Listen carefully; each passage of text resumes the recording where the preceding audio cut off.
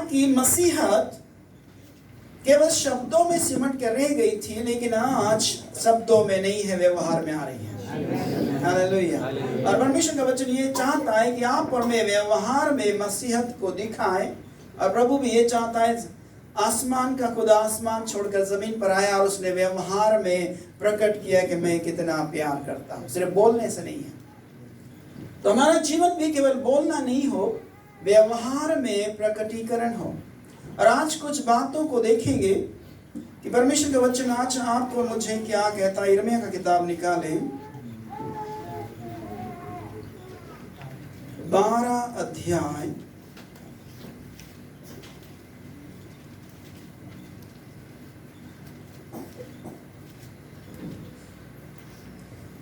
12 का 5।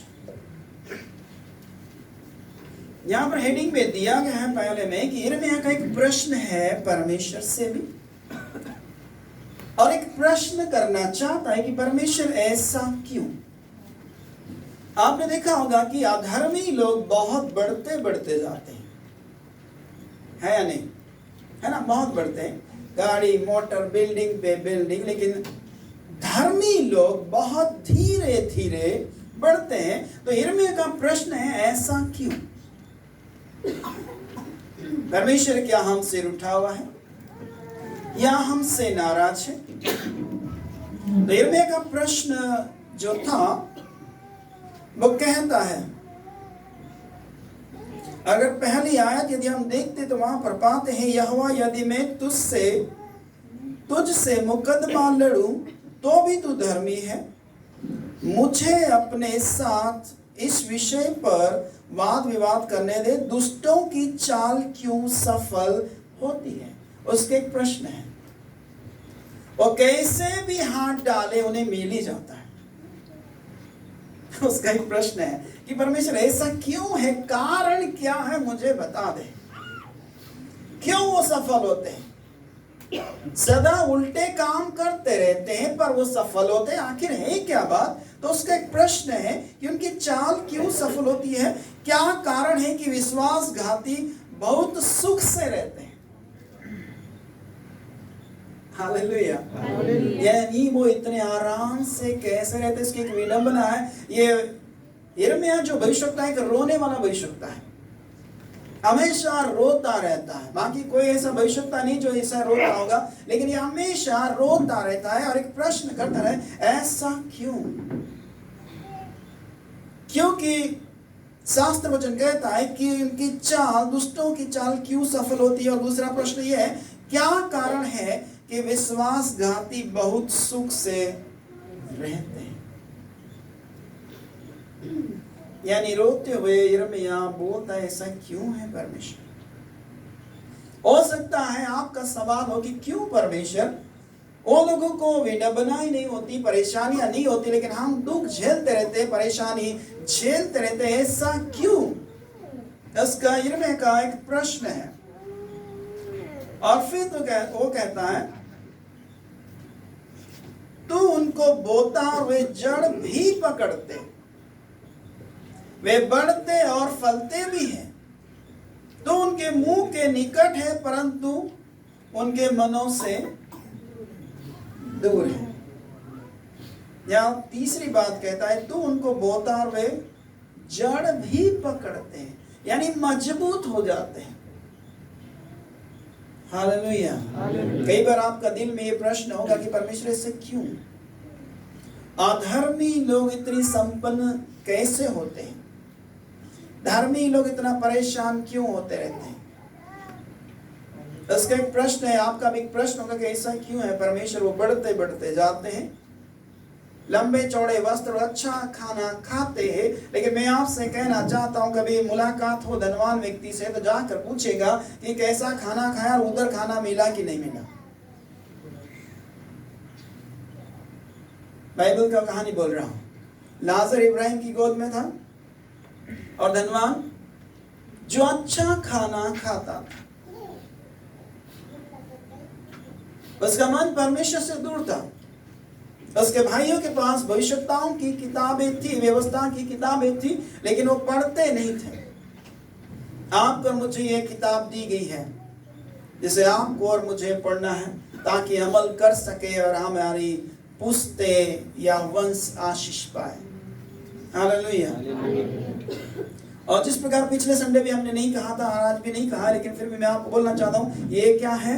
ये मेरी बाइबल है। ये जो कहती मैं वो कर सकता हूँ, ये जो कहती मेरे पास वो मेरे पास है। और आज मुझे परमेश्वर का वचन सुनाया जा रहा और मैं वैसे ही नहीं रहूंगा, लेकिन बदल जाऊंगा और परमेश्वर की महिमा करूंगा। हालेलुया। तो यहाँ पर वही कहा गया है कि परमेश्वर क्यों वो पनपते रहते हैं, क्यों वो बढ़ते रहते। लेकिन भजनकार लिखता है परमेश्वर ने उनको फिसलने वाले स्थान में रखा है। कहाँ रखा है? बच्चों को फिसल पट्टी बड़ी पसंद आती है, उनको 10 बार भी मना करने पर तब भी ऊपर चढ़ जाएंगे और बैठेंगे सीधा जर से नीचे आ जाएंगे। तो अधर्मियों को परमेश्वर ने ऐसे चौड़े स्थान में रखा है और फिसल पट्टी में रखा है, पलक झपकते ही पता नहीं चलेगा कि वो कहाँ गए। मेरा विषय ये नहीं है, लेकिन मेरा विषय पे मैं आ रहा हूं कि बाइबल क्या कहती है। 5 को देखेंगे, यदि आपको मिलता है तो पढ़ने में मदद कर सकते हैं। तू जो प्यादों ही के संग दौड़कर थक गया है, तो घोड़ों के संग कैसे बराबरी कर सकेगा? और यद्यपि तू शांति के इस देश में निडर है, परंतु यरदन के आसपास के घने जंगल में तू क्या करेगा? हालेलुया। एक बार फिर से थोड़ा सा रिपीट करेंगे। तू जो प्यादों ही के संग दौड़कर थक गया है, तो घोड़ों के संग कैसे बराबरी कर सकेगा?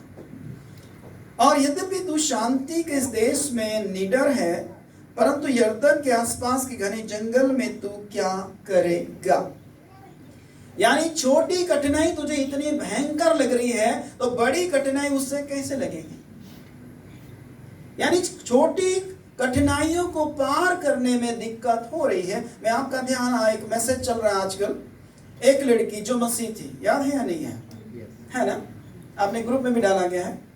उसे कहा गया था आप मसीह परिवार से, इसलिए आपको बेदखल कर देते हैं कि चूंकि यहोवा भला और उसकी करुणा सदा की है। और उसे टीम से बाहर निकाल दिया गया, लेकिन पता नहीं क्यों ऐसा अवसर आया। उसने यीशु मसीह का इनकार नहीं किया, लेकिन फिर भी उसे सम्मिलित किया गया और वही मेडल प्राप्त करी है। हालेलुया। और वो मसीह को स्वीकार नहीं किया और उसने 127 रन, अगर मैं सही हूं तो 127 रन ठोके हैं, ऑस्ट्रेलिया टीम को हराया है और नाबाद रही है। हालेलुया। एक लड़की मसीह है, क्रिश्चियन नहीं है। क्या है? मसीह। क्योंकि बाइबल में क्रिश्चियन शब्द नहीं है, चर्च शब्द नहीं है। सिनागोग बोलते थे, मंदिर बोलते थे। पुराना नियम को भी आप पिछले संडे हमने सुना था कि परमेश्वर का वचन मंदिर का विषय में बोलता है, वो वाला मंदिर नहीं, ये मंदिर कुछ और है। हालेलुया। तो उस लड़की को बेदखल कर दिया गया था, लेकिन फिर भी उसने इनकार नहीं किया। जब उसको एंट्री दी और नाबाद उसने 127 रन उसने ठोके और ऑस्ट्रेलिया का खिलाफ में इंडिया में बेस्ट प्राइज को भी ग्रहण किया और उनके लिए दुआएं करी गई थी। और वो बहुत चूर हो गई थी, थक गई थी इतना 127 रन। फिर भी परमेश्वर बल देता है थके हो, और उसने इंडिया का नाम रोशन किया है। हालेलुया। तो प्रभु भला उसकी करुणा सदा की। आप जहां कहीं भी है, धीरज रखे, परमेश्वर सफलता देगा। आप जिस कंडीशन में है, परमेश्वर जानता है। और सबसे पहले उसने थैंक यू जीसस ही कहा, परमेश्वर को धन्यवाद दिया। आखिर दुनिया देख रही थी, वो बोल सकती थी अरे यार मुझे टीम से निकाल, टीम बाहर में जाए, मेरा परमेश्वर ऊपर। उसने परमेश्वर को महत्व दिया है। जिताने वाला वो है। PS राम बाबू ने इनके लिए प्रार्थना किया था, और एक भी प्रार्थना व्यर्थ नहीं जाएगी। जितनों के लिए भी आप और मैं जब प्रार्थना करें वो व्यर्थ नहीं जाएगी, कहीं ना कहीं कभी न कभी सुनी जाएगी। और परमेश्वर का साक्षी है और स्वर्गदूत का साक्षी है, समय आने पर वो पूरी हो जाएगी। हालेलुया। इसलिए इंतजार करें। उस बहन ने वो बोल रही थी मैं बहुत चोट थी, बहुत थक गई थी, लेकिन फिर भी परमेश्वर ने मुझे एक जद्दी महत्व दिया और इसको जीतने के लिए मदद किया। ऑस्ट्रेलिया टीम, जैसे लोग बोलते हैं वहां पर भी लोग मसीह को मानते हैं। कंगारू, है ना। और मसीह को मानते हैं, लेकिन मसीह को हराया, इसका मतलब ये तो खेल है, इसका मतलब ये नहीं है। लेकिन परमेश्वर जिसका फेवर करता है वो जीतता है। हालेलुया। तो परमेश्वर उसका फेवर में था, इसलिए उसको जीता दिया है। हार कर जीतने वाला बाजीगर कहलाता है। यानी इसको हराया था, लोगों ने बोला था आपको एंट्री नहीं मिलेगी, लेकिन फिर भी परमेश्वर ने एंट्री दी। यानी हारा हुआ को बाजीगर परमेश्वर बना दिया। यदि कोई हारा हुआ, मैं आपसे कहना चाहता हूं परमेश्वर आपको ऊपर स्थान में बिठाएगा।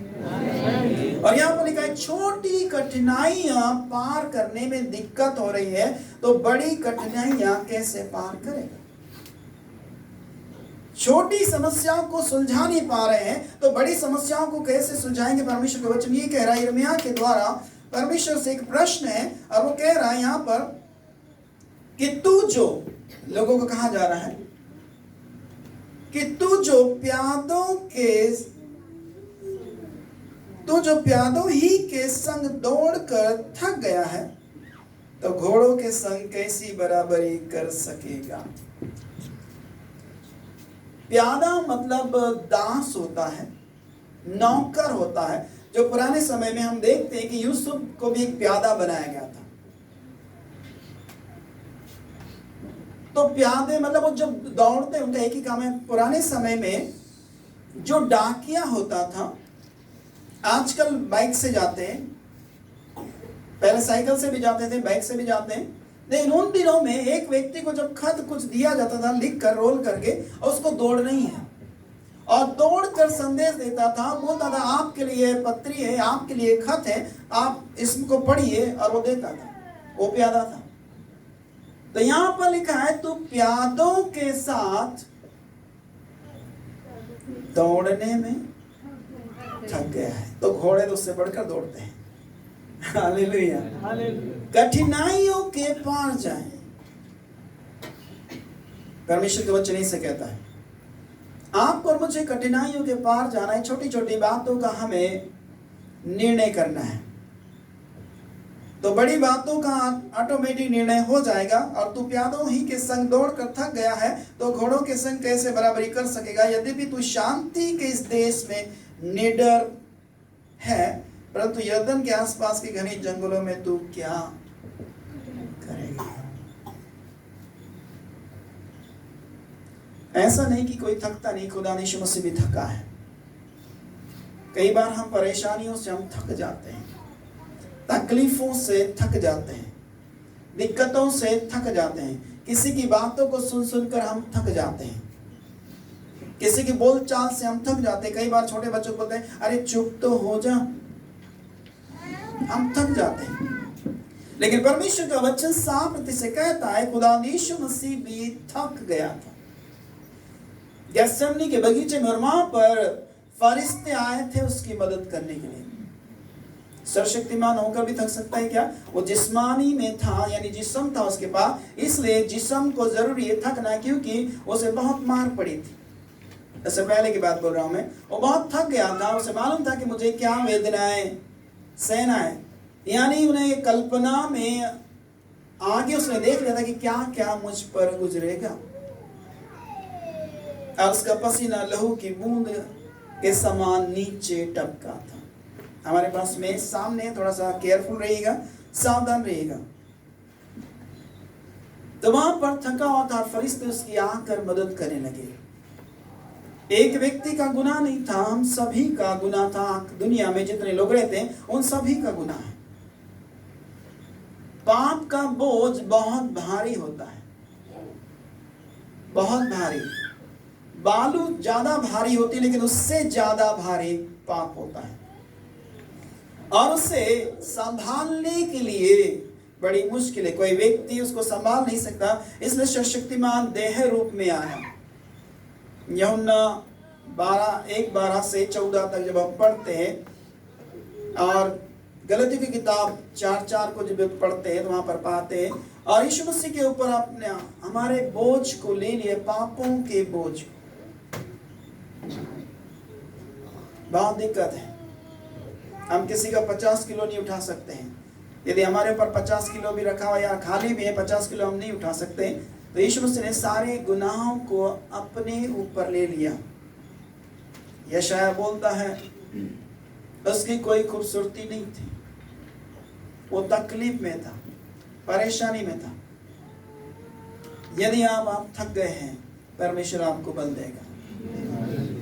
यदि आप थके हुए हैं, ऐसे लग रहा है कि मैं पूरा चूर हो गया, मैं थक गया हूं, तो परमेश्वर आपको बल देगा। और यहाँ पर लिखा है संग दौड़ कर थक गया है। क्या आप जिंदगी से थक गए हैं, या परेशानियों से थक गए हैं,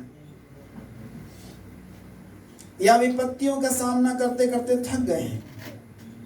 तो आपके लिए ये वचन है, परमेश्वर थके को बल देता है। हालेलुया, आमीन। ऊंचा होना चाहिए। यदि आप परमेश्वर का वचन कुछ ऐसे आपको लगता है कि मेरे लिए, आप जोर से आमीन बोल सकते हैं, या परमेश्वर की महिमा के लिए तो आप ताली भी बजा सकते हैं।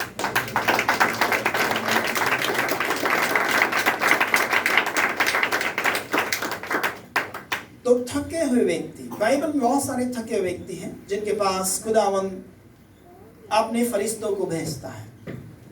जहां पर इजरायली लोग, मैं टॉपिक पे आ रहा हूं, जहां पर इजरायली लोग परमेश्वर का आवाज लगा रहे थे कि परमेश्वर हमारी मदद कर। कई बार हम बोलते बोलते इतना थक जाते और ऐसा लगता है कि कोई मेरी आवाज को नहीं सुन रहा है। लेकिन मैं आपसे कहना चाहता हूं, जिसने जमीन और आसमान को बनाया, जिसने हमारा शरीर बनाया, इंद्रियां बनाई है, देह बनाई है, जो 206-7 हड्डियां हैं, वो सब बनाई, वो सुनता है। हालेलुया। और इजरायली चिल्ला रहे थे, परमेश्वर हमारी दुर्दशा पर दया कर और हमें गुलामी से बाहर निकाल। लेकिन कई बार परमेश्वर देरी करता है। हालेलुया। कई बार परमेश्वर देरी करता है कि रुको ना, मैं निकालूंगा, रुको तो सही, समय आने दो। और उसका एक गलती हुआ था अब्राहम से, जो विश्वास का पिता कहलाता था। परमेश्वर ने बोला सबके टुकड़े करना, चिड़ियों को भी टुकड़ा करना, और उसने वहां पर टुकड़े नहीं किए। परमेश्वर ने जैसा बोला वैसा नहीं किया। इसलिए परमेश्वर ने बोला अब्राहम, मैंने जिनका टुकड़ा करने के लिए बोला था, चढ़ाने के लिए बोला था, तूने उनको नहीं चढ़ाया। और उसे भारी नींद आई और वहां पर पक्षियों को उसने उड़ाना चाहा। परमेश्वर ने बोला तेरे लोग पराए देश में गुलामी में जाएंगे। हमारी कोई सी भी हरकत किसी को गुलाम बना सकते हैं हमारे परिवार में। इसलिए कोई भी नादानी या हरकतें हम ना करें ताकि कोई गुलाम में ना जाए। गुलामी वो नहीं है कि इंसान पकड़ लेता है, शैतान उन्हें गुलाम बना लेता है और पकड़ के रखता है, जाने नहीं देता है। अगर बाइबल खोलकर अगर आप देखें, यहोशू महायाजक के पास भी वो आया और बोलने लगा, यहोशू महायाजक गंदा मैला कपड़ा पहने हुए। हालेलुया। इसलिए यहाँ पर मैं याद रखें, हम ऐसा कुछ भी ना करें ताकि परेशान हो जाए। और अब्राहम की वजह से वो लोग 400 साल की गुलामी में गए और वहां पर वो पुकारते रहे, परमेश्वर हम पर दया करें। और पुकारा तब जाता है जब कोई परेशान करता है, और जब तक कोई परेशान नहीं करेगा कोई नहीं पुकारेगा। और वहां पर इजरायलियों को परेशान किया जाता है कि तुमको ईंटें बनाना है, इस बार भूसा भी नहीं देंगे, तुम खुद ही बनाना है। और उनको कष्ट की रोटी दिया करते थे, पूरा खाना भी नहीं देते थे। और जब ऐसा हुआ तब उन्होंने यहोवा को पुकारा। कोई तो है जिससे परमेश्वर बात कर रहा है, आप कष्ट में, तकलीफ में आप यहोवा को पुकारे, क्योंकि आपके हेल्प पर कोई नहीं है, केवल एकमात्र परमेश्वर है। हालेलुया। और वो तकलीफ में जो पुकारते रहे, और हम जानते निर्गमन का किताब में 3 अध्याय में हम उसको पाते और यहोवा ने सुना। ऐसा नहीं कि आपकी नहीं सुनेगा परमेश्वर सुनेगा, लेकिन ध्यान धर कर चित्त भी लगाएगा। वहां पर 3 बातें, यहोवा ने सुना, देखा और उन पर चित्त लगाया और उन्हें छुड़ाने के लिए उतर भी आया। हालेलुया। इसलिए परमेश्वर चाहता है कि आप और मैं जब उसे पुकारे, लेकिन सच्चा हृदय से पुकारे, वो सुनने के लिए तैयार है। ऐसी कौन सी आयत है जहां पर यीशु मसीह रोया है? किसी को तो पता है, यूहन्ना का किताब 11:35। यीशु रोया किसके लिए? लाजर के लिए। इसका मतलब केवल लाजर के लिए नहीं, हमारे लिए भी रोता है। एक ताली हो सकती है उस परमेश्वर के लिए।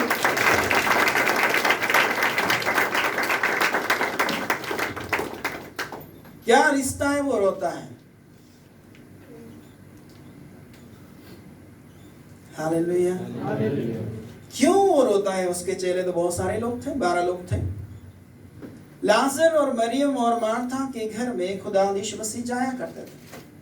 बड़ा अजीज मित्र था, बाइबल बताती है कि वो उसका मित्र था और उसके घर में वो जाया करता था। उसकी बहनें खाना बनाकर उसे खिलाया करते। अक्सर बाइबल बताती है वो लाजर के घर में रुकता था। बड़ा करीबी था। मैं भी आपसे कहना चाहता हूँ, दोस्त तो बहुत होते हैं, कोई एक होना चाहिए खास। हालेलुया। और यीशु मसीह ने लाजर को अपना दोस्त मान लिया था। इसलिए मार्था ने भी बोला, जिससे तू ज्यादा प्यार करता है।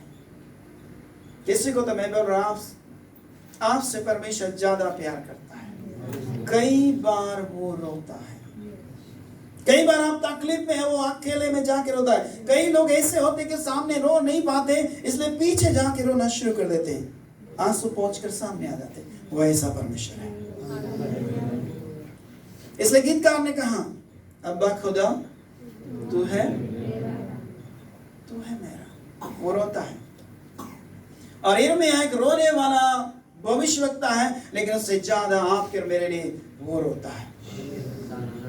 वो नहीं चाहता कि आप और मुझे कष्ट मिले। वो नहीं चाहता कि आप और मैं परेशानी में जूझे। वो ये चाहता है परेशानी से बाहर आए, कष्ट से बाहर आ जाए। इसलिए वो रोता है। और यूहन्ना की जब किताब हम पढ़ते हैं तो वो कहता, मैं इनके लिए विनती करता हूं। आपके लिए कोई प्रार्थना करे या न करे, लेकिन आपके और मेरे लिए खुदा यीशु मसीह पिता से प्रार्थना करता है। और उसने बोला, पतरस शैतान तुम्हें झिड़कना चाहता, लेकिन मैंने विनती करी है तेरा विश्वास जाता न रहे। आज प्रभु की मैच है, हम कुछ डीप बातों को देखेंगे। हो सकता है आपको रोना आ जाए, आप भावुक हो जाए, क्योंकि ऐसे ऐसे शब्द बोले जाएंगे और भी वचन से बोले जाएंगे। और रोना आता है, वो इसलिए आता है, मैं आपसे कहना चाहता हूं, आत्मा कायल करता है तब रोते। नहीं तो पुलिस वाले मार मार के लोगों को थक जाते, लेकिन वो रोते नहीं है। बोल ऐसा करेगा, बोले नहीं करेगा, रोता बिल्कुल नहीं है। लेकिन पवित्र आत्मा का जब काम होता है, ऑटोमेटिक आंसू बहना शुरू हो जाता है। तो तात्पर्य यही है कि छोटी कठिनाइयों को पार करने में दिक्कतें हो रही है, तो बड़ी कठिनाइयों का कैसे सामना कर पाएंगे। कठिनाइयां हर एक का जीवन में होती हैं। खुदा यीशु मसीह का जीवन में बहुत सारी कठिनाइयों का उन्होंने सामना किया, लेकिन फिर भी परमेश्वर ने बल दिया और उनके पार वो हो गया। तो जाहिर सी बात है, आप और मुझे भी वो बल देगा। पिछले दिनों मैं एक बात पर गौर कर रहा था, और रात को भी मैं एक गौर कर रहा था। कुछ लोग आकर बोले कि आप जो कुछ दान करना चाहते हैं आप दान कर सकते हैं। समझदार की इशारा काफी, यहाँ की बात नहीं बोल रहा हूं मैं। जो कुछ दान करना चाहते हैं, जूता चप्पल, जिनको पता है वो जान जाएंगे, जूता चप्पल आप दान कर दीजिए, हम वहां पर पहुंचा देंगे। कुछ समझ में आ रहा है? कुछ लोग ऐसे बोलते हैं, पास्टर लोग नहीं, लेकिन कुछ लोग बोलते हैं। समझदार को इशारा काफी, मैं क्लियर नहीं बोल रहा हूं। वो ऐसे बोलते हैं, उनके घर में जजमान को बुलाया जाता है और वो बोलते हैं कि आप जो दान करना चाहते हैं हम वहां पर पहुंचा देंगे, क्योंकि आपके घर का सदस्य एक है नहीं, इसलिए आप यदि हमें खाना खिलाएंगे, आप जो दान करेंगे हम उसको वहां पहुंचा देंगे। तब एक बंदा बोलने लगा, ये मोबाइल भी ले जाइए ताकि बात करने में दिक्कत ना हो। हालेलुया। कुछ समझे? समझदार को इशारा, कुछ लोग नहीं समझे। वो ऐसे बोलते हैं कि छाता दूंगा तो बोले हम वहां पहुंचा देंगे, खाना दूंगा तो बोले वहां पहुंचा देंगे, कपड़ा दूंगा तो वहां पहुंचा देंगे। तो बोले मोबाइल ले जाइए ना, बात करने में आसानी होगी, तो पहुंचा जाएगा ना। तो हम लगातार बात करें, तो आज तक वो बंदा आया नहीं। उन्होंने कुछ गलत बोला क्या? जब छाता तो वहां दे सकता है, कपड़े दे सकता है, जूता दे सकता है, तो मोबाइल क्यों नहीं दे देता है? वहां दे क्या जा, और वहां आज तक बंदा उसके घर में नहीं है। समझदार को इशारा का भी मैं आपसे कहना चाहता हूँ, ऐसे लोगों से बचिए। हालेलुया। और ये अक्सर दुनिया में होता है, कोई मर जाने के बाद बोलते हैं आप ऐसा करो तो हम वहां पहुंचा देंगे। आप समझ में आ रहे हैं? हाँ, आप समझ में आया। हालेलुया। तो परमेश्वर का वचन ये कहता है कि आपको मुझे कठिनाइयों का सामना करना होगा। बाइबल में एक भी आयत ऐसा नहीं है कि मसीह में आने के बाद आपको कुछ नहीं होगा। थोड़ा गंभीर विषय है। मसीह में आने के बाद ही पिक्चर शुरू होती है। हाँ? पहले तो सिर्फ ट्रेलर चलता है, असली पिक्चर मसीह में आने के बाद ही शुरू होता है कि कौन कितना पानी में है। अगर कोई बोलता है मुझे तैरना आता है तो यकीन मत कीजिए, उनसे बड़ी बड़ी डींगे बच्चे मारते हैं। मैं हाथ ही उठा के फेंक दूंगा, चाहे चींटी को भी नहीं मारे, चींटी को देखकर पलंग पर चढ़ जाए, फिर भी वो ये बोलता है तो आप यकीन ना करें। और पता कब चलेगा कि वो तैर सकता है? पानी में उठा के फेंक दो। ऐसा करना मत, नहीं तो बोले पास्टर ने बोला है उसको फेंको, चाहे तैरना आए या ना आए। तब पता चलेगा कि उसे तैरना आता है या नहीं। मैं आपसे कहना चाहता हूं, परमेश्वर का वचन आपको और मुझे सीधी हिदायत देता है, कठिनाइयों का सामना आपको और मुझे करना पड़ेगा।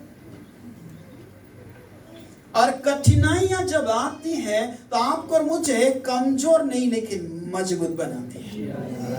हालेलुया। मटका देखा है ना? मटके को पहले बनाया जाता है, बनाने के बाद कठिनाई में डालते हैं। कुम्हार ऐसे अंदर हाथ लेता है, ऐसे ऊपर से एक पटिया रहता है, ठोकता रहता है। इसका मतलब है उसे मजबूत कर रहा है, दरारें भर रहा है। कठिनाइयां आपको और मुझे मजबूत करने के लिए होती है, और उसे वो पीटता है ताकि जो मोटा पानी वो पतलापन हो जाए और अच्छा सा पानी उसमें भर नहीं पाए। और पीटने के बाद फिर एक और कठिनाई, यदि आप एक कठिनाई से बाहर निकले, दूसरी तैयार है और मजबूत करने के लिए। और फिर उसे आग के हवाले कर दिया जाता है। ऐसा लगता है कि जान निकल जाएगी। याद रखिए, मसीह जीवन ऐसा साधारण सा जीवन नहीं है, लेकिन मसीह जीवन एक अलौकिक जीवन है। और मसीह जीवन में कई सारी तकलीफों का सामना करना पड़ता है। आप सोचेंगे आज ऐसे क्यों बोल रहा है? वो हकीकत है। यिर्मयाह इतना बड़ा भविष्यवक्ता है, उसको अंधेरे कुएं में डाल दिया था, कीचड़ वाले, और उसको ठीक से खाना नहीं दे रहे थे। इतना बड़ा भविष्यवक्ता। आज का भविष्यवक्ता तो क्या बोलता है? मैं भविष्यवक्ता हूं, तू मुझे डाल रहा है, खत्म कर दूंगा तुझे। यिर्मयाह नहीं बोला, लेकिन जब पूछने के लिए आए तो यिर्मयाह ने बोला, सच बोल, तू मुझे मारेगा तो नहीं? कौन बोल रहा है? भविष्यवक्ता बोल रहा है, सच बोल। बोले तू बोल तो सही। नहीं, पहले पक्का कर, तू मुझे मारेगा तो नहीं? बोले नहीं मारूंगा। तब उसने बोलना शुरू किया और परमेश्वर ने किसी के हृदय में काम किया और उसे कपड़ों के टुकड़े लाए और बोले बगल में रख दे, तो कोई रस्सी के साथ तुझे खींचेंगे ताकि निशान न बढ़े, चमड़ी निकल जाएगी। इसलिए मैं बगल में रखा, उसे खींचा गया। इतना बड़ा भविष्यवक्ता, लेकिन परमेश्वर का वचन पर आधारित। हालेलुया। कितना बड़ा भी भविष्यवक्ता हो जाए, वचन पर आधारित जीवन चाहिए। यिर्मयाह रोने वाला व्यक्ति था। एक बार राजा के सामने किताब जब पढ़ी, उसको बोला ये किताब मिली है, बोले लेकर आओ। और राजा जब बोला कि पढ़ो, और राजा आग ताप रहा था, ऐसे बैठा था, और जब पढ़ रहा था, एक दो चैप्टर भी नहीं पढ़ा था, राजा को गुस्सा आया और उस किताब को छन्नी छन्नी कर दिया, फाड़ दिया। और कोई और किताब नहीं है, परमेश्वर का वचन है। हो सकता है आप कहीं पर सुनाने जाएं और आपको वो सुनाएंगे, हो सकता है किताब को फाड़ दे, लेकिन मायूस नहीं होना है, कोई ना कोई सा बीज उसमें जाएगा। और आखिरकार यिर्मयाह को फिर से परमेश्वर ने बोला, इसी की ना एक दूसरी किताब में, और उसने लिखा। और मैं जो कहता हूं, यानी यिर्मयाह को परमेश्वर बोलता गया और यिर्मयाह दूसरे को बोलता गया, वो लिखता गया। आपके पास और मेरे पास हार्ड कॉपी है, उसे संभाले। समय आ रहा है कि इसको काम करने की आवश्यकता है। इसलिए परमेश्वर का वचन आपके और मेरे हृदय में इसलिए बोया गया है कि हमारे भाई बहन बहुत सारे लोग, यीशु मसीह ने बोला है मेरी और भी भेड़ हैं जो इस भेड़शाला की नहीं है, उन्हें मिलाना, बोले ना आगे, उन्हें मिलाना मुझे जरूरी है। तो आपके भाई बहन भी और मेरे भाई बहन भी दुनिया में है, कितने लोग प्रार्थना कर रहे हैं, और मैं ये प्रार्थना कर रहा हूँ पूरा शहर बचाया जाए। हालेलुया। कई बार हम रिश्तेदारों के लिए प्रार्थना नहीं करते, शहर में कैसे प्रार्थना करेंगे? यानी कठिनाइयों का तो सामना करना ही पड़ेगा। इसका मतलब ये नहीं कि हम वापस भग जाएं। एक बार कदम आगे बढ़ाए, पीछे ना हटे। कि परमेश्वर का वचन साफ से कहता है यीशु मसीह पीछे नहीं हटा। बैलगाड़ी देखा है सभी ने? रिवर्स गियर आता है? ऑटो में आता है आजकल, पहले वो ऐसे ऐसे खींचते थे, ऐसे पकड़ के, तब रिवर्स होता था, लेकिन आजकल खटका दबाओ जरा से वापस आ जाता है। लेकिन बैलगाड़ी में रिवर्स गियर नहीं है। दो लोगों से बनाई गई है, एक तो परमेश्वर ने बनाया है, एक इंसान ने बनाया है। बैल परमेश्वर ने बनाया है और इंसान ने गाड़ी बनाई, इसलिए बोलते हैं बैल और गाड़ी। इसलिए उसमें रिवर्स गियर नहीं है। अगर कार वाला सामने आता है, इसको बोले भैया आप बैलगाड़ी को पीछे रहे, वो बोल सकता है भाई साहब मेरी गाड़ी में रिवर्स गियर नहीं है, तेरी गाड़ी में रिवर्स है तो पीछे नहीं। एक बार मसीह में आने के बाद आपकी गाड़ी का जो गियर होता है, रिवर्स गियर, उसको उखाड़ दिया जाता है, फिर आप चाह कर भी वापस नहीं जा सकते। हालेलुया। इसलिए कठिनाइयां आएगी तो कठिनाइयों का आप सामना करें और विजय यहोवा देगा। हालेलुया। शाऊल और उसके नुमाइंदे जितने भी लोग थे वो गोलियत के डील डोल को देख कर डर गए, थक गए। शाऊल का भाई भी, दाऊद का भाई भी उसमें टीम में शामिल था। बड़े बड़े योद्धा थे, सूरवीर था। शाऊल जो था लोग उसके कंधे तक आता था, लेकिन वो भी डरता था गोलियत से। लेकिन याद रखिए कोई तो है जिसे परमेश्वर चाहता है भेजेगा मैदान में। आप चाहे उससे अनभिज्ञ हो जाए, लेकिन एक के ऊपर परमेश्वर की नजर टिके जो गोलियत को धराशायी कर सकता है, और उसे मालूम भी नहीं कि मैं गोलियत को मार सकता हूं। यहाँ पर कितने तो ऐसे बैठे जिनको मालूम ही नहीं है कि किसी को धराशायी कर सकते हैं, लेकिन एक है आपको मैदान में उतारेगा। और मैदान में उतारेगा तब पता चलेगा किस में दम है। यानी नया प्लेयर आता है, हालेलुया। नया प्लेयर को भेजा गया, उससे पहले सारे लोग गोलियत को देखकर डर रहे थे, सब लोग थक गए थे, और शाऊल भी नीचे सिर कर लिया था, क्योंकि 40 दिन तक वो पुकार रहा था कोई है जो मुझसे लड़े, लेकिन सब थक गए थे। तकलीफों को देखकर, कठिनाइयों को देखकर हाथ टिक दिए थे। अगर पाकिस्तान की सेना इधर आ जाती है तो वहां पर पूछा जाता है आप इधर क्यों आए? उनको बोला जाता है सरेंडर कर दो, और वो हाथ ऊंचे करके घुटने पे आ जाते हैं। तो ऐसे ही वहां पर सारे लोगों ने घुटने टेक देते, आप कुछ नहीं हो सकता, हम थक गए हैं। लेकिन किसी को जब लोग थक जाते हैं, परमेश्वर नया प्लेयर को भेजता है, मैदान में उतारता है, और उस बहन के समान बहुत ही आक्रामक बल्लेबाजी करता है। हालेलुया। 127 रन ठोके, कभी जिंदगी में कभी ठोका नहीं होगा इतना। और दाऊद ने कभी गोलियत को मारा ही नहीं, पहले कभी ऐसा बड़ा आक्रामक व्यक्ति से कभी लड़ा ही नहीं है। लेकिन जब मैदान में उतारा तब उसे पता चला मैं तो इस लायक भी नहीं था, मैं ऐसा कर सकता, मुझे नहीं मालूम, लेकिन परमेश्वर की सहायता से मैं बहुत कुछ कर सकता। फिलिपियों 4:13 के मुताबिक जो मुझे ताकत देता है, मैं बीमारी पर जय हासिल कर सकता हूँ, समस्या पर जय हासिल कर सकता हूँ, कठिनाई पर जय हासिल कर सकता हूँ। जो नहीं हो पा रहा है उसकी ताकत से मैं वो कर सकता हूँ। हालेलुया। इसलिए पौलुस वहां पर कहता है फिलिपियों की कलीसिया को कि जो मुझे ताकत देता है, सामर्थ देता है, मैं सब कुछ कर सकता हूँ। मैं आपसे कहना चाहता हूँ ये श्वास किसकी है ना? शरीर किसका है? आंखें किसकी है? कान किसके हैं? मुंह किसका है? बोलने वाला कौन है? तो जो मुझे सामर्थ्य देता है उसमें सब कुछ कर सकता हूँ। तो फिर कमजोर क्यों बनना है? मैं कर सकता हूँ, मैं कर सकता हूँ, I can do it। हम कर सकते हैं। उसने ये नहीं बोला तुम नहीं कर सकते, उसने ये बोला जो मुझे सामर्थ्य देता मैं कर सकता हूँ। हो सकता है आपको लगा है मैं पढ़ाई में नीचे जा रहा हूं, हर बार फेल हो रहा हूं, लेकिन आप याद रखिए वचन कहता है जो मुझे ताकत देता है मैं उसमें सब कुछ कर सकता हूं, मैं टॉप बन सकता हूं। उस बहन ने माथा टेक दिया था क्या नीचे, मुझे निकाल दिया यार, अब मैं जीत नहीं सकती, पता नहीं मैं एक बॉल में आउट हो जाऊंगी, पता नहीं क्या होगा, लेकिन उसको एक पता है मेरा यीशु मसीह हीरो है, तो मैं उसी के खानदान में हूँ। मेरा पप्पा ऐसा है तो बेटी भी बेटा भी ऐसा ही होगा, वो विनर है तो मैं भी विनर हूं, वो जीत सकता है तो मैं भी जीत सकता हूं। बाइबल मुझे बताइए यीशु मसीह कौन सा युद्ध हारा है? पप्पा जीता कि नहीं जीता? तो बेटे जीतेंगे कि हारेंगे? हाँ? क्योंकि पापा एड़ी चोटी का जोर लगा देगा जीतने जितवाने के लिए, है ना। वो तो बोलेगा मैं जीता हूं, तू मेरा खून है, इसलिए तुझे जीतना ही है।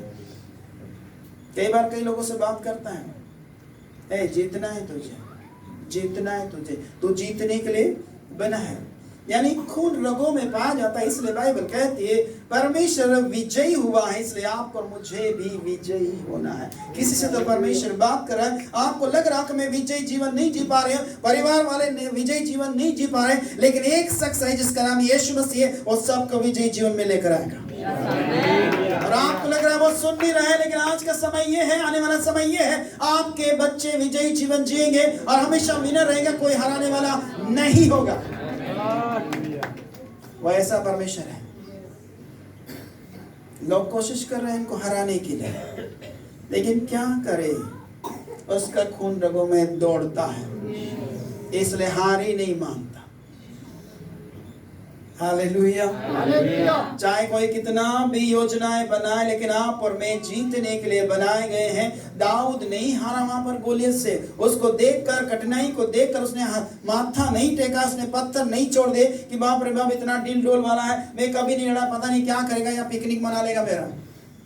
उसने नहीं बोला, लेकिन उसने एक ही बात बोला है, तेरा सिर धड़ से अलग हो जाएगा।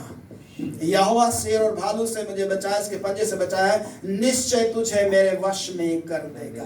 कठिनाइयों को देखकर बोलना है जय मेरी है। हालेलुया। उनको बोलना है, समस्याएं को बोलना है जय मेरी है। समस्या तो मुझे दबा नहीं सकती, तकलीफ मुझे तो दबा नहीं सकती, क्योंकि मैं जीतने के लिए बना हूं। हालेलुया। इधर कोई बच्चा है छोटा छोटा छोटा,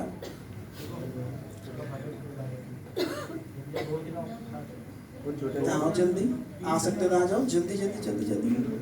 चलो कोई बात नहीं, ध्यान से सुनिए।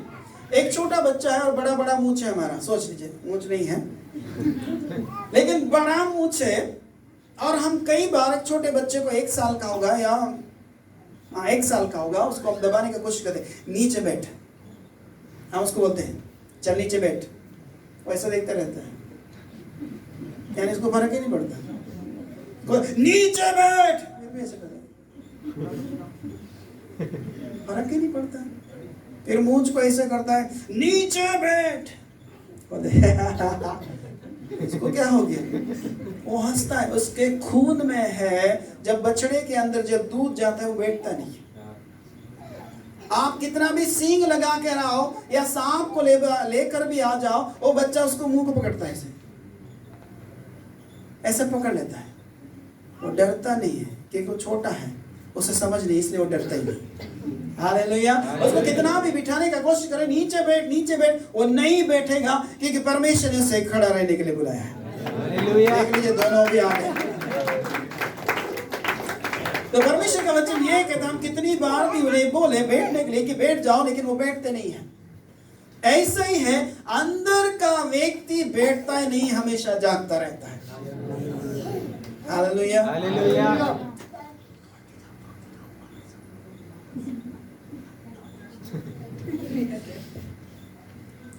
तो कहने का मतलब है आपको और मेरा परमेश्वर आपको मुझे ये बोलता है, उसका खून आपके और मेरे अंदर जब दौड़ता है तो आपको और मुझे विजयी जीवन जीने के लिए परमेश्वर प्रेरित करता है। हम बच्चों को कुछ भी बोले, इसको मत छूना, ये मत करो, वो मत करो, वो करेगा। हालेलुया, आप नमूना देख रहे हैं। हालेलुया, ठीक है, बैठने दीजिए। तो परमेश्वर का वचन साफ रूप से कहता है कि उसका खून हमारी रगों में दौड़ा जा रहा है और हम दौड़ने वाले लोग हैं, इसलिए आपको मुझे जीतने के लिए बुलाया है। आप बोल सकते कि समस्याएं मेरे लिए नहीं, लेकिन मैं समस्या के लिए हूँ। समस्या मुझे नहीं दबा सकती है, लेकिन मैं उसको दबा सकता हूँ। क्या आप बोल सकते हैं? समस्या मेरे ऊपर नहीं, समस्या मेरे पैर के नीचे है। कठिनाई मेरे ऊपर नहीं, लेकिन कठिनाई मेरे पैर के नीचे है। वो मुझे दबा नहीं सकती, लेकिन मैं दबा सकता हूँ, क्योंकि आज से 2025 साल पहले यीशु मसीह ने उसे दबाया है और आज मैं भी दबा रहा हूँ। वैसा परमेश्वर है जो सिखाता है। Hallelujah, hallelujah. शेर देखा है? शेर देखा है आपने? शेर यदि देखा है तो उसके खानदान में जब बच्चे पैदा होते हैं, ध्यान से सुनेगा, जब बच्चे पैदा होते हैं तो शेर अपने बच्चों को शिकार करना सिखाता है। मरना नहीं सिखाता है, मारना सिखाता है। हालेलुया। या मरना सिखाता है, मारना सिखाता है। शेर उसको सिखाता है कि कैसे, सबसे पहले खरगोश पकड़ना सिखाता है। और उनको मालूम है शेर को कि पांव नहीं पकड़ना, हाथ नहीं पकड़ना, पूंछ नहीं पकड़ना, पर टेटवा पकड़ना, गला पकड़ना, क्योंकि जान यहीं से आती जाती है। उसको बंद कर दो, नाली ब्लॉक कर दो। और शेर यही सिखाता है। और शुरुआत में वो बच्चे लोग को टांग पकड़ते हैं, शेर उनको सिखाता थप्पड़ मार के, इधर नहीं पकड़ना, पकड़ना है तो गला पकड़ो। और शेर जब सिखाता है, आखिरी में ट्रेनिंग पूरी हो जाती, तब बच्चों को दिखाता है, बोले वो हिरन जा रहे, दौड़ो। और बच्चे लोग दौड़ते दौड़ते दौड़ते सीधा एक उसके ऊपर जंप मारता है, सीधा गले को पकड़ता है और हिरन इधर उधर हिल कर भग जाती है, लेकिन दूसरा फिर झपट्टा मारता है, फिर गला पकड़ता है, और गला जब पकड़ता है दांत फंस जाते और हिरन वही धराशायी हो जाता है। शेर के बच्चे शेर ही होते हैं। मैं आपसे कहना चाहता हूँ, ईश्वर से युद्ध करना आपको मुझे ये संडे के समय में, कन्वेंशन में, मीटिंग में सिखाता है कि आपको लड़ना कैसे है। सीख रहे हैं या नहीं सीख रहे हैं? आप और मुझे वो सिखा रहा है कि कैसे लड़ना है। यीशु मसीह कैसे लड़ा है, आपको और मुझे भी लड़ना है। और हारने के लिए नहीं, पर जीतने के लिए लड़ना है। और जब लड़ते हैं तो एड़ी चोटी का जोर लग जाता है, बड़ी ताकत लगती है कि सामने वाला भी अलग अलग पैतरा लगाता है और आपको और मुझे भी अलग अलग पैतरे आजमाइश करना है, लेकिन यीशु मसीह का जो दाव है सब पर भारी पड़ जाता है। और पौलुस ने लिखा, यदि सिखाने वाले के मुताबिक यदि हम युद्ध नहीं लड़ते तो हम हार जाते हैं। और जैसा यीशु मसीह ने सिखाया है, हमें लड़ना है ताकि हम जीत जाएं। हालेलुया। क्या आप तैयार हैं लड़ने के लिए? तो आज से ये बोलना बंद करें कि कठिनाई सामने, ये बोलना है कठिनाई मेरे पैरों के नीचे, परेशानी मेरे पैरों के नीचे है। पौलुस ने कब बोला, या पतरस ने कब बोला, या यीशु मसीह ने कब बोला बहुत बड़ी कठिनाइयां हैं यार, क्या करेंगे, पिता से मैं बात करके आऊं लेकिन पिता भी मेरी मदद नहीं करेगा, अब क्या करूं? और कई लोगों ने उनका विरोध किया, पौलुस का विरोध किया। पौलुस ने बोला, पतरस ने बोला, हमारे लिए दुआ करना ताकि परमेश्वर का वचन हियाव के साथ प्रचार कर सके। आंधियां तो उठेगी। देखिए बाइबल साफ बताती है कि धर्मी के घर पर भी बारिश आई, आंधी आई, थपेड़े लगे। तो इसका मतलब ये है धर्मी लोगों को भी परेशानियों का सामना करना पड़ेगा। और अधर्मी के घर पर भी बारिश आई, थपेड़े लगे, आंधी आई, सब कुछ हुआ है, लेकिन जो मसीह का चट्टान पर घर बना है वो बना रहता है। हालेलुया। इसलिए आपको मुझे बने रहने के लिए वैसे युद्ध लड़ना है जैसे यीशु मसीह ने सिखाया। अखाड़े में हर एक पहलवान विधि के अनुसार लड़ता है। आपकी और मेरी विधि यही कि यीशु मसीह बड़ा शालीनता के साथ युद्ध लड़ता है, बड़ी गंभीरता उसके जीवन में है, वो संयमी है। तो कठिनाइयों का सामना करें। रनर को देखा है आपने कभी, जो धावक होता है, दौड़ने वाला है, तो एक ही दिन में वो सारी चीजें नहीं करता है। सबसे पहले अभ्यास करता है, डेली दौड़ने जाता है, 1 किलोमीटर, 2 किलोमीटर, 3 किलोमीटर, 4 किलोमीटर, और फिर जब रेस आती है वो टॉप हो जाता है। आप और मुझे भी प्रतिदिन अपने घर में प्रार्थना में, आराधना में, वचन में अपने आप को तैयार करना है, क्योंकि शत्रु आने वाला है और उसका सामना करने के लिए यदि आप और मैं तैयार नहीं है तो आप जीत नहीं सकते हैं। इसलिए ट्रेनिंग होना बहुत जरूरी है। ऐसा कोई व्यक्ति नहीं कि साधारण व्यक्ति को मैदान में उतार दिया तलवार लेके, जिसने कभी तलवार हाथ में नहीं रखी। इसलिए याद रखें, कठिनाइयों का सामना करें, सफलता आपका कदम चूमने के लिए तैयार है। हालेलुया। परेशानियों का सामना करें, सफलता आपके लिए चिल्ला चिल्ला कर बोले कि विजय इसकी है, विजय इसकी, विजय इसकी है। जब सावधानी के साथ आप और मैं जब युद्ध लड़ेंगे, जयवंत हो जाएंगे। तो यहाँ पर लिखा है कि तू प्यादों के साथ, यीशु मसीह ने युद्ध जीता है, उसके लोगों ने युद्ध जीता है। अब बारी आपकी और हमारी है कि आप और मुझे युद्ध जीतना है।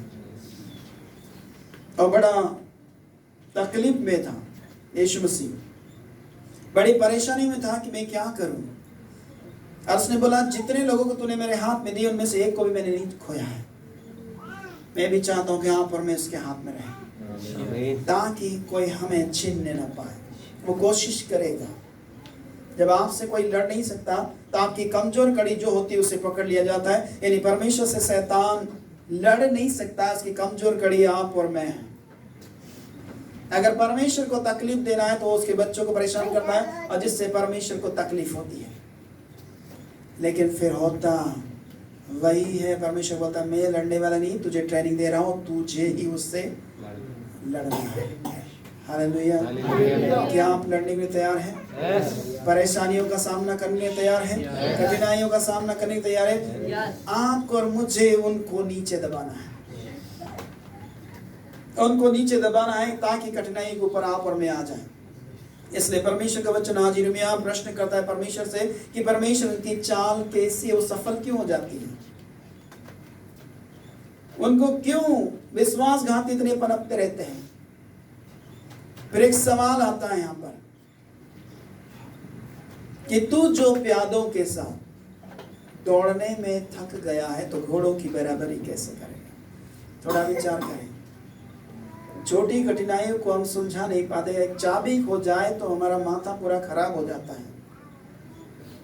बाइक की चाबी नहीं मिले तो हम परेशान हो जाते हैं।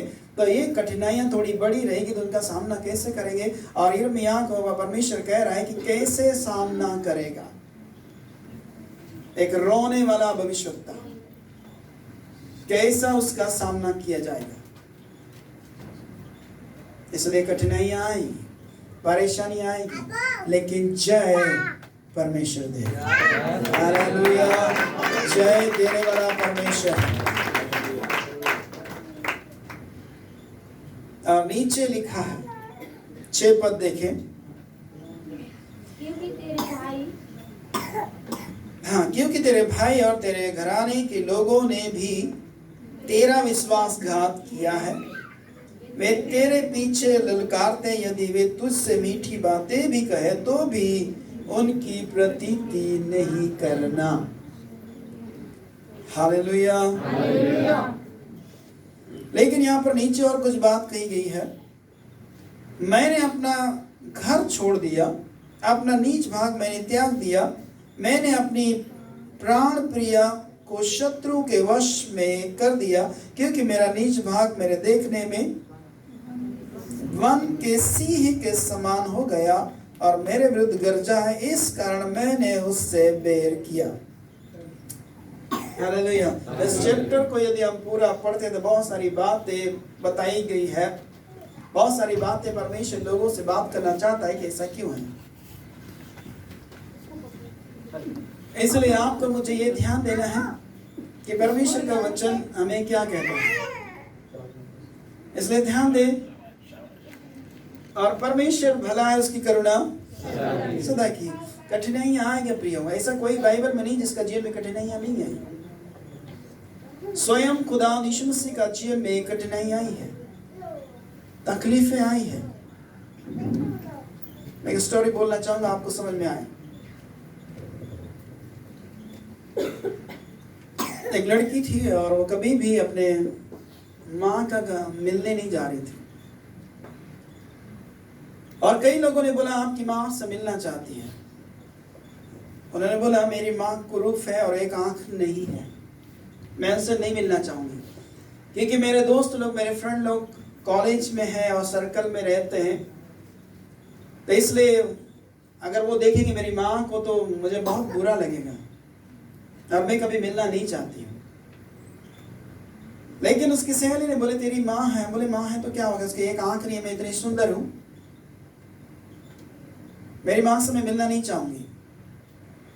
लेकिन सहेली ने बोला तेरी मम्मी आपसे मिलना चाहती है, एक बार घर तो चला, चलो वहां नहीं बुलाती है तो कम से कम घर तो चल। उन्होंने बोला ठीक है मैं घर जाऊंगी, लेकिन अगर मेरे फ्रेंड मेरे साथ नहीं है तो मैं चलूंगी। उन्होंने बोला ठीक है। जब गए, उसकी मम्मी घर में थी और उन्हें सुना कि उसकी बेटी आ रही है, बहुत खुश थी कि मेरी बेटी आ रही है। उन्हें बहुत कुछ पकाया, लेकिन गेट पे जैसे बेल बजती है, माँ दरवाजा खोलती है, तो उससे पहले उसके मन में ये लग रहा था कि मेरी बेटी मुझे देखेगी और सीधा गले लग जाएगी, उसे ऐसे लग रहा था। और अक्सर ऐसा होता है, माँ बाप को बच्चों की आहट समझ में आती है, उसका व्यवहार समझ में आता है। यदि वो उदास है तो भी उसके चेहरे से उसको पता चल जाता है, आभास होता है कि क्या चल रहा है इसका जीवन में। और ऐसे उसकी माँ का हृदय में चल रहा था मेरी बेटी यार करीब में अब दरवाजा बजाने वाली है, ठोकने वाली है या बेल बजाने वाली है। और जैसे ही उसने बेल बजाया, उसने दरवाजा झट से खोल दिया और ने सोचा कि वो मुझे लिपट जाएगी, लेकिन एक अनजान व्यक्ति के समान उसकी बेटी वो लिपटी नहीं है। और ऐसे बोल रही थी क्यों बुलाया मुझे, क्या काम है। उधर अच्छा है कि मेरे फ्रेंड मेरे साथ नहीं आए, नहीं तो क्या मुझे बोलते, मुझ पर हंसते कि तू इतनी सुंदर है लेकिन तेरी माँ कैसे दिखती है, एक आंख नहीं है। तब जो उसकी सहेली उसके साथ में आई थी, तब उसने बोला क्या तू जानती है कि तेरी माँ की हालत ऐसे क्यों हुई है। उसने बोला नहीं, मैं बचपन से ऐसी हूँ। तब उसने बोला तू बचपन से ऐसी नहीं है, तेरी एक आंख थी नहीं बचपन से। उसे शौक लगा कि ऐसे कैसे हो सकता है। बोले तेरी एक आंख थी नहीं और तू कुरूप थी, लेकिन तुझे बचाने के चक्कर में तू सुंदर दिखे, इसलिए तेरी मम्मी ने अपनी आंख डॉक्टर को बोलकर साइन करके बोला मेरी बेटी अच्छी दिखना चाहिए, इसलिए मेरी एक आंख निकाल के मेरी बेटी को लगा दी और अपनी स्किन भी कटवा कर तेरे चेहरे पर लगाई, क्योंकि तू कुरूप थी, ठीक से अच्छी नहीं दिखती थी, इसलिए उसकी कंडीशन ऐसी है। जिसे तू बोल रहे बेकार दिखती, पहले तू ऐसे दिखती, याद रख उन्हें तेरे लिए कितनी कुर्बानियां दी है। उसी प्रकार मैं आपसे कहना चाहता हूं, आपको और मुझे सुंदर बनाने के लिए यीशु मसीह सलीब पर कुरूप बन गया है। आप और मुझे उद्धार देने के लिए उसने मौत की सजा भी से ली है, और आज आप और मैं सुंदर दिखाई देते, उसकी कुर्बानियों को व्यर्थ न जाने दे, उसे जाने वो मेरा परमेश्वर है। उसका एक एक कतरा आपके और मेरे खातिर बहा है। और लड़की बैठ कर रोने लगी। मैं इतने साल से यही सोच रही थी कि मेरी माँ बदसूरत है, मैं उसे मिलना नहीं चाहती। यशायाह बोलता है उसकी कोई सुंदरता नहीं थी। आपको और मुझे सुंदर बनाने के लिए उसका चेहरे पर ऐसी कोई सुंदरता नहीं थी। अब यशायाह नबी की किताब जब 53 अध्याय पढ़ेंगे तो वहां पर पाएंगे उसकी कोई सुंदरता नहीं। आपको और मुझे सुंदर बनाने के लिए वो कुरूप बन गया है। पिता का एक ही बेटा था जिसे पिता ने छोड़ दिया, त्याग दिया केवल आपके और मेरे खातिर। उसने बोला यदि तू उनसे प्यार करता मैं रिश्ता तोड़ देता हूं, जबकि पिता नहीं बोला, तुझे जाना होगा। कई भविष्यताओं को देखा, कई लोगों को सोचा कि ये जाएंगे, लोगों को उद्धार देंगे, मुक्ति देंगे, लेकिन कोई नहीं आया, केवल यीशु नासरी आया, वो भी देह रूप में। केवल आपको और मुझे उद्धार के मार्ग में ले जाने के लिए। केवल मुक्ति यीशु मसीह से, किसी और से नहीं है। वो इतना हताश, निराश, इतना मायूस था कि पुकारने पर भी कोई उसकी आवाज नहीं सुन पा रहा कि कोई मेरी मदद करे। नंगा बदन लटका हुआ था क्रूस पर, एक ही पुकार थी, हे पिता, हे परमेश्वर, तूने मुझे क्यों छोड़ दिया। उसकी एक पुकार थी। यदि आपके और मेरे सगे संबंधी एक बार यदि कुछ हमें हो जाए, फोन नहीं लगाए तो हम नाराज हो जाते, तो यीशु मसीह को कितना नाराज हो जाना चाहिए था परमेश्वर से कि तूने भी मुझे छोड़ दिया, तूने ही बोला था जा, और मैं आया। इतना तकलीफ। हम आसानी से बाइबल को पढ़ के बोल देते हैं कि उसको गुरुवार पकड़ाया गया, लेकिन उस दुर्दशा को कभी सोचा है? उसकी कंडीशन कैसी थी? उसको कितना पीटा गया, रात रात को सोने नहीं दिया है। अगर देखा तो हेरोदेस से पिलातुस के पास, पिलातुस से हेरोदेस के पास, ऐसे ले जाया गया है। खाना तक नसीब नहीं हुआ है। इसलिए वहां पर लिखा है, मुर्गे के 3 बार बांग देने से पहले पतरस को कहा यीशु मसीह ने, तू मेरा 3 बार इनकार कर। इसका मतलब यीशु मसीह रात को सोया नहीं है, उसे इतनी ताड़नाएं दी गई है, इतना परेशान किया गया है। यानी 4 बजे मुर्ग बांग देता है, लेकिन उससे पहले उसे कितनी यातनाएं सहना पड़ रही है। आराम से नहीं ले जाया जा रहा है, हथकड़ियों में ले जा रहा है, मारा जा रहा है, थूका जा रहा है, पीटते, कभी पीछे से लात मारते हैं। थोड़ा विचार करें, मेज हमारे सामने है, वैसा परमेश्वर केवल आपके और मेरे खातिर उसने तकलीफ सही। जब तकलीफ का अंदाजा जब हमें पता चल जाता है कि ये किसके लिए तकलीफ सही है, हम जान से ज्यादा प्यार करने वाले हो जाते हैं। इसलिए कईयों ने अपने सिर कलम करवा ली है, लेकिन यीशु मसीह को छोड़ा नहीं है। कईयों को आरे से चीरा गया, लेकिन परमेश्वर का इनकार नहीं किया। कई लोग आज भी सताए जा रहे हैं, लेकिन वो यीशु मसीह का इनकार नहीं किया, उसका प्रेम को जान गए हैं। आपको और मुझे भी जाना इसका लौकिक प्रेम, आगापे प्रेम है, उससे ना भूले, उसे ना छोड़े। तो ऐसा प्रेम करता है कि अपनी जान तक दे दी है। उड़ीसा में कंधमाल में बहुत सताव हुआ था, बहुत परेशान किए गए थे। माताएं बहनें वहां से निकल कर अलग अलग शहरों में गई, हमारे घर पर भी यार कपड़े मांगे तो उनको खाना तक नहीं मिला, जंगल में जा रहे थे, लेकिन यीशु मसीह का इनकार नहीं किया। मैं आपसे कहना चाहता हूँ, हम अभी भले चंगे हैं, तंदुरुस्त हैं, सब कुछ ठीक चल रहा है, उसका प्यार को व्यर्थ न जाने दें, व्यर्थ न जाने दें। यदि आप थक गए, मैं फिर से आपसे कहना चाहता हूँ, परमेश्वर आपको बल देगा। यदि आप परेशान में, परमेश्वर आपकी परेशानी का हल करेगा। यदि आप कठिनाई में परमेश्वर आपको विजय दिलाएगा। इसलिए ढांढस बांधे, हिया बांधे, दृढ़ हो जाए, मजबूत हो जाए। आने वाली घटनाओं का सामना हम करने के लिए तैयार है कि परमेश्वर ने हथियारों से लैस किया है और उन्होंने मजबूत किया है, भले कामों के लिए उसने तैयार किया है। यहाँ पर लिखा है, घोड़ों की बराबरी क्या करेगा। लेकिन एक बंदा बाइबल में है जिसने घोड़े की बराबरी करी है, उससे आगे दौड़ा, जिसका नाम एलिया है। आहाब को बोला था, आहाब रथ जुतवा ले कि भारी बारिश की सनसनाहट सुनाई दे रही है। जब वो दौड़ सकता है, हम भी दौड़ सकते हैं। हालेलुया। इसलिए कठिनाइयां नीचे रहेगी, परेशानियां नीचे रहेगी, आप और मैं ऊपर रहेंगे, क्योंकि जीतने के लिए परमेश्वर ने बुलाया है, हारने के लिए नहीं। आज जितने भी लोग तैयार हैं, अपनी आंखों को बंद करें। और जिस प्रकार हमने सुना, यिर्मयाह का प्रश्न है, खुदा परमेश्वर की चाल क्यों खड़ी रहती है, विश्वासघाती क्यों पनपते रहते हैं। लेकिन यहाँ पर कहा है, कैसे कहा गया है, तू जो प्यादों के साथ दौड़ने में थोड़ी सी समस्या में थक गया है, दुआ नहीं करता है, थोड़ी सी कठिनाई में बाइबल नहीं पढ़ रहा है, एक प्रश्न कर रहा है, थोड़ी सी दिक्कतों में चर्च आना बंद कर दिया है, थोड़ी सी परेशानी में, थोड़ी सी थकावट में थक गया है, प्रार्थना नहीं करता, आराधना नहीं करता, वचन नहीं पढ़ता है, परमेश्वर को सवाल करता है, थोड़ी सी बीमारी में, थोड़ी सी तकलीफ में, थोड़ी सी परेशानी में कुछ नहीं कर रहा है, क्या थक गया है? परमेश्वर जानता है। उसने कहा थके और बहुत से दबे लोगों मेरे पास आओ, मैं तुम्हें विश्राम दूंगा। यदि आप थक गए हैं, लाचार महसूस करते हैं, मायूस महसूस करते हैं, आप दुआ नहीं कर पा रहे हैं, आज खुदा का कहें, परमेश्वर तू जीतने वाला है, मैं भी जीतने वाला बनूंगा, मैं हार नहीं मानूंगा, इतनी आसानी से मैं जीतूंगा और परमेश्वर की महिमा करूंगा। मेरी प्रार्थनाएं सुनी जाएगी। कई बार ऐसा लग रहा होगा मेरी प्रार्थना का उत्तर नहीं मिल रहा है, शायद परमेश्वर ने छोड़ दिया। वो कभी नहीं छोड़ता। एक माता दूध पीते बच्चे को छोड़ सकती है और वो भूल सकती है, लेकिन यहोवा कभी नहीं भूलेगा।